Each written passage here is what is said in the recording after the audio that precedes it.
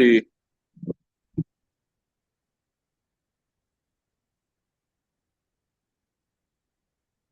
अच्छा, ये क्वेश्चन आप जरा गौर से देखें। जी। क्वेश्चन नंबर 21 है, मई 2024 में आया हुआ है। ठीक है। अच्छा, इस क्वेश्चन में वो कह रहा है, Zahid own the small retail business, he have not maintain a full set of accounting record. Zahid supplied the following information for the year ended. All sales were made on the cash basis. Cash sales total 195.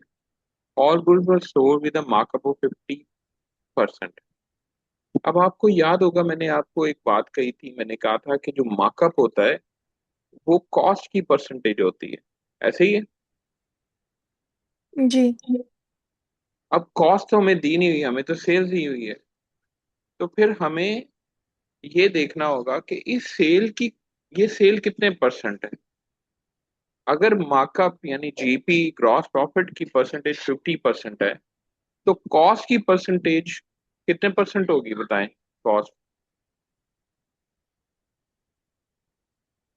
किसकी से? बेटा तीन ही चीजें हैं ना, GP, cost और हाँ। Sales.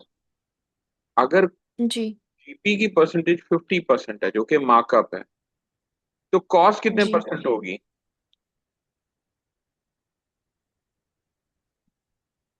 जरा क्विकली रिस्पॉन्स करें बेटा, क्या हो किसी गया।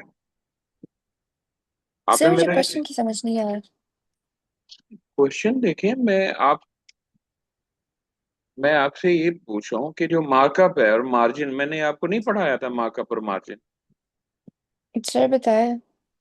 तो वो आपके माइंड से खत्म हो गया, कोई मतलब आपने कोई रिटेन नहीं किया उसको। सर पर नहीं, आप वो उसका पूछ रहे हैं जो आप कॉस्ट ऑफ सेल्स का मैं करवाते हैं वो। देखिए, मुझे आप सेल्स ये, और फिफ्टी आप परसेंट हम मुझे उसके साथ वो मुझे करते हैं। सिंपल से क्वेश्चन का आंसर दें। हमारे पास तीन क्वांटिटीज हैं। पहली क्वांटिटी जीपी है, दूसरी क्वांटिटी कॉस्ट है, तीसरी क्वांटिटी सेल है। ऐसे ही है। हाँ। हम सेल में से कॉस्ट को माइनस करते हैं, हमारे पास जीपी आ जाता है। अब वो कह रहा है कि जो जीपी है वो 50% है। ठीक है। और वो जी। मार्कअप है। तो इसका ये मतलब है ये 50% कॉस्ट का है। लेकिन कॉस्ट तो हमारे पास है नहीं, हमारे पास तो सेल है। तो पहले हम सेल की परसेंटेज निकालेंगे, कॉस्ट की परसेंटेज निकालेंगे, और जीपी की तो दी हुई है। अब मुझे ये बताएं, अगर जीपी मार्कअप 50% है, तो कॉस्ट कितने परसेंट होगी। जी। 100। 100% होगी। अब अगर कॉस्ट 100% है, जीपी 50% है, तो सेल 150% होगी। क्योंकि कॉस्ट में जी। जीपी ऐड करें तो सेल्स आती है। ठीक है। ठीक तो है। इसका मतलब ये है कि ये जो सेल आपको दी हुई है, इस सेल ये सेल है 150%। तो हम इसको हम्म। 150 से डिवाइड करेंगे, और हम 100 से मल्टीप्लाई करेंगे तो हमारे पास कॉस्ट आ जाएगी।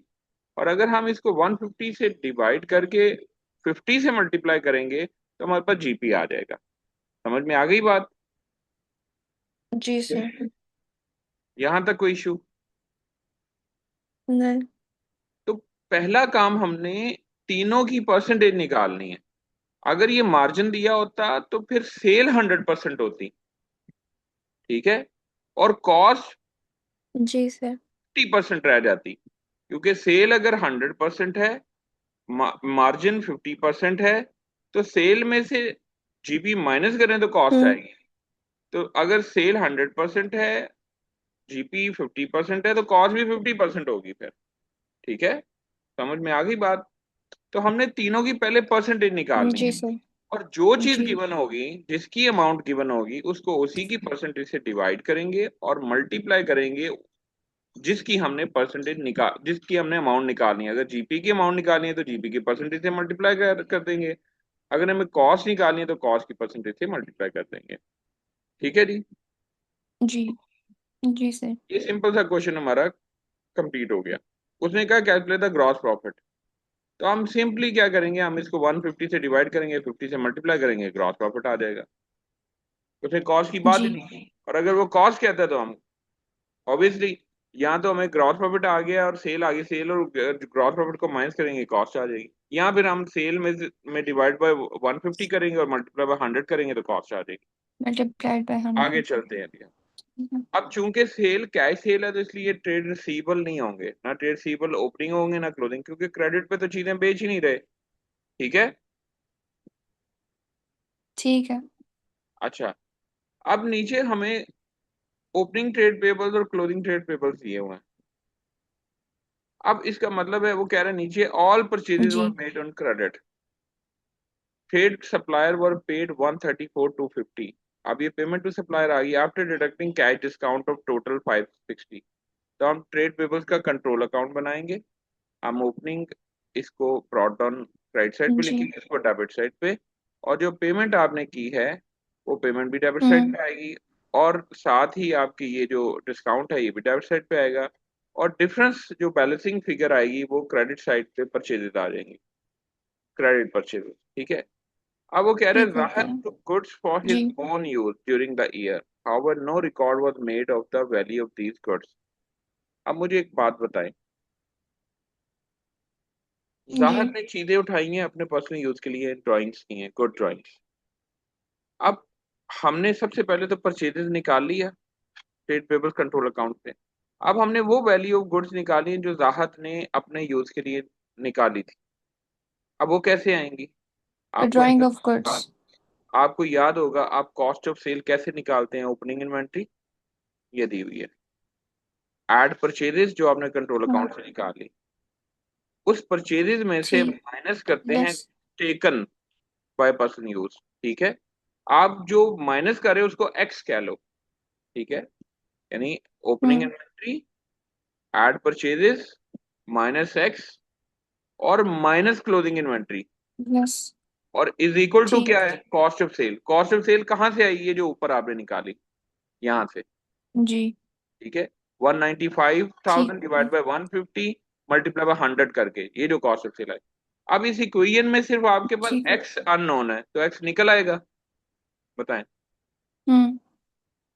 हाँ, निकाल सकते हैं। जी। हाँ। जी ठीक है। आगे चलते हैं। अब जरा ये देखें, वो कह रहे the following information is available for Zahid business non contested and the following values. आपके पास ओपनिंग डेट के ऊपर नॉन कंटेस्टेड दिए हुए हैं 194,000, और क्लोजिंग डेट पे भी दिए हुए हैं। जी। अब नीचे देखते हैं, during the year ended this 31 December non contested was sold for 5600। अब नॉन कंटेस्टेड 5600 के सेल हुए हैं, लेकिन थे कितने के? Resulting in a profit on disposal of 2400। अब मुझे एक बात बताओ कि अगर एसेट बिकेम 5600 के और प्रॉफिट हो जाए 2400 का उन पे, तो इसका मतलब वो एक्चुअली थे कितने के? आप लॉजिकली मुझे बताएं। वो एसेट कितने के एक्चुअली थे? वो एक्चुअली 3200 के थे, तभी तो 5600 के बिके, तो 2400 का प्रॉफिट होता है। समझ में आई बात कि नहीं? यानी इन दोनों को माइनस जी। करेंगे तो आपके पास ये तो हमारे पास वो कॉस्ट ऑफ ओरिजिनल प्रॉफिट वो आ आ गया। जाएगी, कॉस्ट ऑफ नॉन कंटेस्टेड आ जाएंगे। यानी ये आपकी एक तरह की कॉस्ट है, ये आपका प्रॉफिट है। ये सॉरी सेल प्राइस है और ये प्रॉफिट है। तो सेल प्राइस और प्रॉफिट को माइनस करें तो आपके पास कॉस्ट आ जाती है सिंपली। ठीक है। समझ में आ गई बात? यानी हेलो,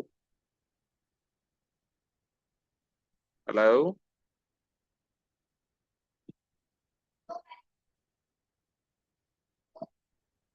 हेलो।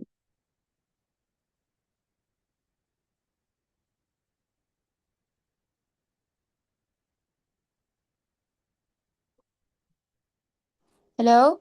जी जी, आवाज आ रही है आपको? हेलो। जी जी, आपकी जी आवाज सर। आ रही है। मैं ये जी कह रहा जी। हूँ, जस्ट लाइक जो पहले आपने क्वेश्चन किया ये वाला, ये ये वाला कि आपने सेल में से जीपी माइनस किया तो आपके पास कॉस्ट आ गई। सेल में से जी। जीपी अगर माइनस करें तो कॉस्ट आ जाती है। इसी तरह जी। आपका नॉन करंट एसेट की सेल ये है और प्रॉफिट ये है। तो सेल में जी। से प्रॉफिट माइनस करेंगे तो कॉस्ट आ जाएगी नॉन करंट एसेट की। ठीक है, सेल्स में से प्रॉफिट करे तो कॉस्ट, ठीक है। कॉस्ट आ जाएगी। अगर ये लॉस होता हाँ। तो लॉस और सेल प्राइस को ऐड करते तो आपके पास कॉस्ट आती। ठीक है, ठीक है। अब आपके पास लॉस प्लस प्राइस ऐड करेंगे तो क्या आएगा? आवाज कॉस्ट आ कटती है। जाएगी ना, कॉस्ट आ जाएगी। ठीक है, हाँ हाँ। यानी वो कॉस्ट ज्यादा होगी ना सेल प्राइस से, यहाँ पे सेल प्राइस से जी। कम है कॉस्ट, तभी तो प्रॉफिट हुआ। तो कितनी कम है, इन दोनों को माइनस करके आ जाएगी। अब हमारे पास जो नॉन करंट एसेट बिके हैं उनकी कॉस्ट आ गई, और जो खरीदे हैं जी। उनकी कॉस्ट भी दी हुई है। तो आपको याद होगा मैंने आपको बताया था कि जब डेप्रिसिएशन का रेट ना दिया हो तो उसका तरीका ये होता है कि opening non current assets, add जी। परचेजेस, और लेस जो बेच रही हैं -3200, और माइनस जो रह गए 188,000, तो आपके पास डेप्रिसिएशन की जी। अमाउंट आ जाएगी। यहां तक कोई इशू? ठीक हो। नहीं, ठीक है। अच्छा, ये डेप्रिसिएशन एक्सपेंस भी आ गया। उसके बाद आप आ जाए जी, ये क्या दिया हुआ, इनकम फ्रॉम रेंट रिसीवेबल। अब आपको पता है जो बैंक रिसीव्ड हुई है रेंट की, वो इतनी हुई है, हम्म। और ओइंग टू जी। जाहिद बिजनेस 280। अब ये इनकम का टी अकाउंट बनेगा अगर ये ओइंग है, यानी ये हम्म। रिसीवेबल है, तो ये ब्रॉड ऑन डेबिट साइड पे आएगा। और ये ठीक। रिसीव इन एडवांस है, ये लायबिलिटी है, और ये क्लोजिंग लायबिलिटी है, ओपनिंग नहीं। हम्म।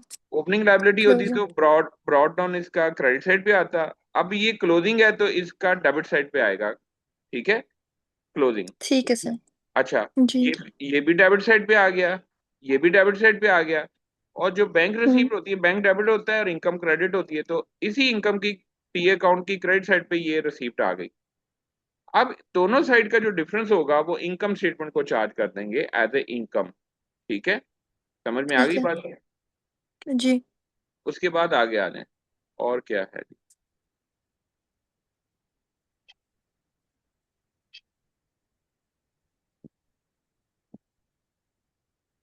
यहाँ पे देखे, अब ये एडवर्टीजमेंट है, इसका ओपनिंग दिया हुआ है, एक्रूड दिया हुआ है। ओपनिंग प्रीपेड है, प्रीपेड एसेट होता है डेबिट साइड पे, एक्रूड लायबिलिटी होता है लेकिन क्लोजिंग है, तो ये भी डेबिट साइड पे आएगा।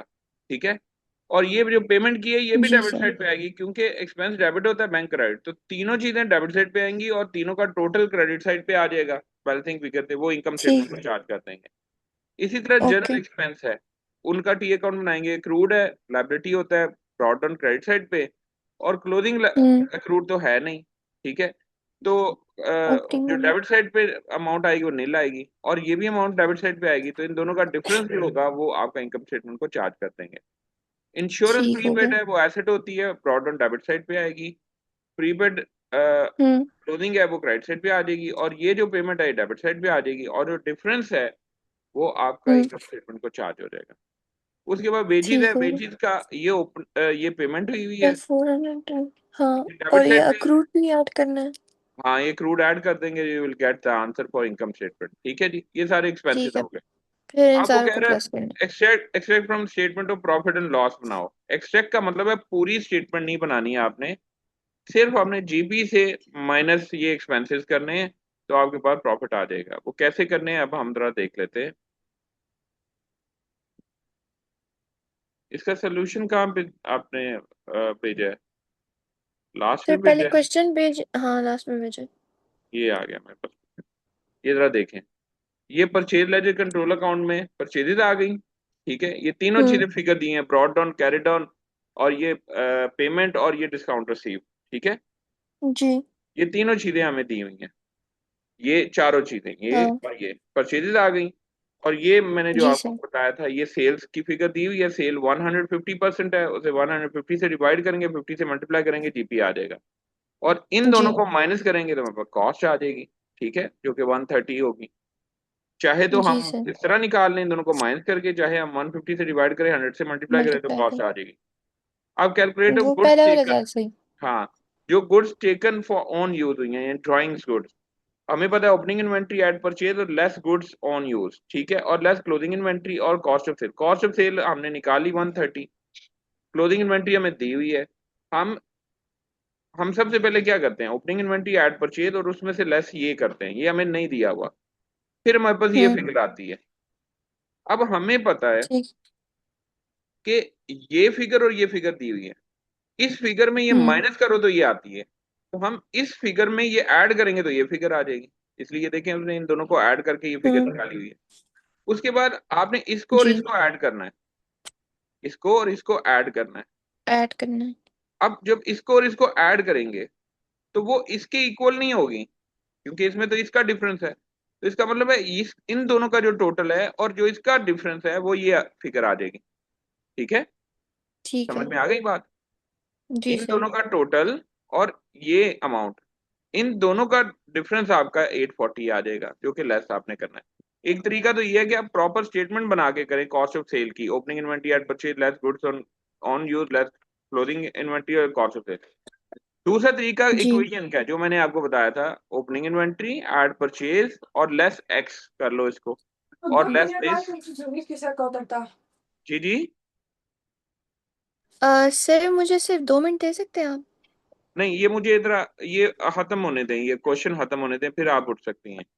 अच्छा अच्छा। सोल्यूशन खत्म होने चलिए लर्श साबर का जीरो। जी। दें। अच्छा, आगे जरा देखें।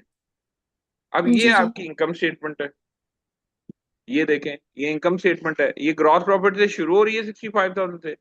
प्रॉफिट ऑन डिस्पोजल हम्म। हमने निकाल ऐड कर देना है। रेंट रिसीव टी अकाउंट से आपने बनाना है, टी अकाउंट जो जिस तरह मैंने समझाया है, ऐड माइनस वगैरह नहीं जी करना, टी अकाउंट आपने बनाना है, उससे आपने सॉल्व करना है। डिस्काउंट रिसीव जी। आपको कंट्रोल अकाउंट से आ गया। उसके बाद हम्म। डेप्रिसिएशन कैसे कैलकुलेट करनी है वो मैं आपको बता चुका हूँ। मैंने आपको बताया कि वो तो कॉस्ट सारा कैसे है आनी है, इन यहाँ दोनों पे। का डिफरेंस होनी है, जो बेचा है उसे माइनस करना है, हाँ। जो परचेज किया उसे ऐड करना है, और जो एंड पे ऐड बच गया उसे करना है माइनस उसमें। करना है। तो आपके पास हम्म। डेप्रिसिएशन आ गई। एडवर्टीजमेंट, ठीक। जनरल एक्सपेंस, इंश्योरेंस और वेजेस, इन चारों के टी अकाउंट आपने बनाने हैं, तो आपके पास ये फिगर आएगी। ठीक है, जी। समझ में आ गई बात। ये प्रॉफिट आ जी गया। सर। उसके बाद ये थ्योरी का है, ये आपने खुद से पढ़ लेना है, तो थ्योरी में ये क्या वो पूछना चाह रीडिंग रहा है वाला पार्ट ये आपने रीड है। आउट करना है। ठीक है, ये हमारा एक क्वेश्चन ठीक है। कंप्लीट हो गया। ठीक है, इसको आप जी अच्छे सर। तरीके से देख लीजिए। मैं उसके बाद नेक्स्ट क्वेश्चन कराता हूँ, और आप बेशक इस जूम मीटिंग को खत्म करें, मैं नेक्स्ट आपको जो है वो जी सर आज हमारी क्लास कितने बजे तक है? एक और क्वेश्चन करेंगे पास पेपर पे। अच्छा। चले ठीक है। ओके। आप ये वाली एंड के, मैं दूसरी ज्वाइन